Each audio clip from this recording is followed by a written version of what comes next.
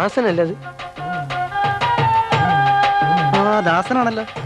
Driver car വാടക എവളവപ്പാ? 100 രൂപ. ഞാൻ 200 രൂപ കൊടുக்கிறேன். 100 രൂപ ഇനാം. കാരണം ഞാനിപ്പോ പഴയ കാരക്കൂട്ടിൽ ദാസനല്ലേ, പണക്കാരൻ. டேய் இங்க வாடா. இந்த கவலையில 2 ഏക്കർ സ്ഥലം വേണമല്ലോ. പെരിയൊരു പലചരക്ക് കട തുടങ്ങണം. തുടങ്ങിത്താൻ തീരുവേൻ.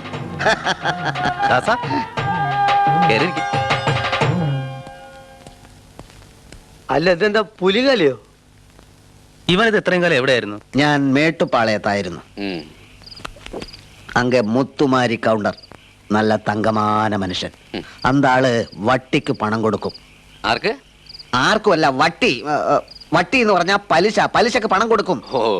ആരെങ്കിലും പലിശ കൊടുക്കാൻ അമാന്തിച്ചാൽ എന്നെ കൂപ്പിട്ട് വിളിക്കും. ദാസപ്പ, അങ്ങനെയാ മൂപ്പർ എന്നെ വിളിക്കുന്ന പേര്. എന്നിട്ട് പറയും, അന്താള് വട്ടി കൊടുക്കലേ. അപ്പടിയാ എന്നും കേട്ടോണ്ട് ഞാൻ ഒരൊറ്റ ഓട്ട ഇന്ത കത്തിയെടുക്കും. എന്നൊരലർച്ചയാ.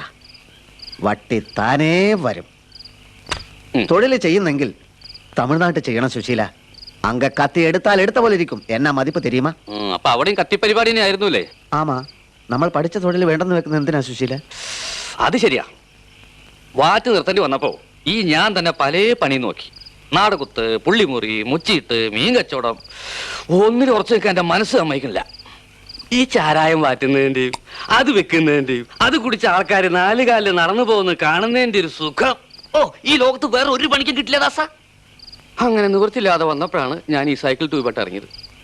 ശരിയാ സുശീല, ഓരോരുത്തർക്കും ഓരോന്ന് പറഞ്ഞിട്ടുണ്ട്. നീ കുറച്ചുകൂടെ ഒഴിക്ക്.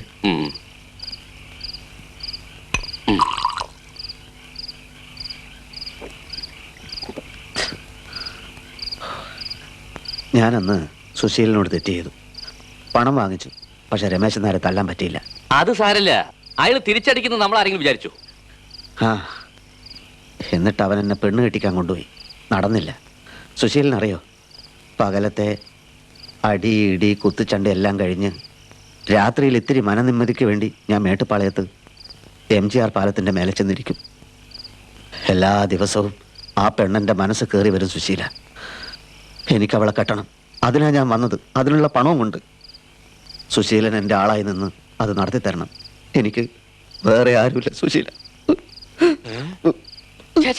ഒരു റൗഡി കരയുന്നോ? അയ്യയ്യേ. രമേശനാണോ ഭാസ്കരനാണോ എന്നൊന്നും ഞങ്ങൾക്കറിയില്ല. അന്ന് പെണ്ണ് കാണാൻ കൂടെ വന്നില്ലേ ആ പൊക്കമുള്ളവൻ? രജനി കുറ്റക്കാരിയല്ല, അവളെ ഞാൻ സംരക്ഷിച്ചോളാം എന്ന് അയാൾ പറഞ്ഞു. അന്ന് വൈകുന്നേരം ബാഗ് കൊടുത്തു വിടുന്ന് ഇറങ്ങിയതാ. പിന്നെ ഇങ്ങോട്ട് വന്നിട്ടില്ല. സ്വന്തം മോള് എങ്ങടാ പോയത് നിങ്ങൾ അന്വേഷിച്ചില്ലേ? നമുക്ക് പോവാൻ സുശീല.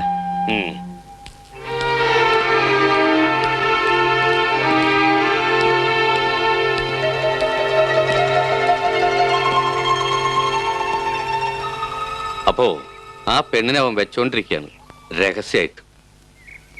ഇല്ലാത്ത കുറ്റങ്ങൾ പറഞ്ഞുണ്ടാക്കി ഒടുക്കം അവളെ അവൻ തട്ടിയെടുത്തു. അവനെ കൊന്നു കൊല വിളിച്ചിട്ട് ഞാൻ ഇവിടുന്ന് പോകൂ. ദാസ, എടുത്തിയാടി വിവരക്കേടൊന്നും കാണിക്കരുത്. നാട്ടിലെവിടെയും അവളെ അവൻ താമസിപ്പിച്ചിട്ടില്ല. പിന്നെ എവിടെയായിരിക്കും? ചൊവ്വ ഗൃഹത്തിലായാലും ഞാനത് കണ്ടുപിടിക്കും. അവിടെ ഒന്നും ആയിരിക്കില്ല. ടൗണിൽ അവന് ചില സിൽബന്ധികളൊക്കെ ഉണ്ട്. ഏതായാലും ദാസം വാ, നമുക്ക് കാര്യമായിട്ട് അന്വേഷിക്കാം.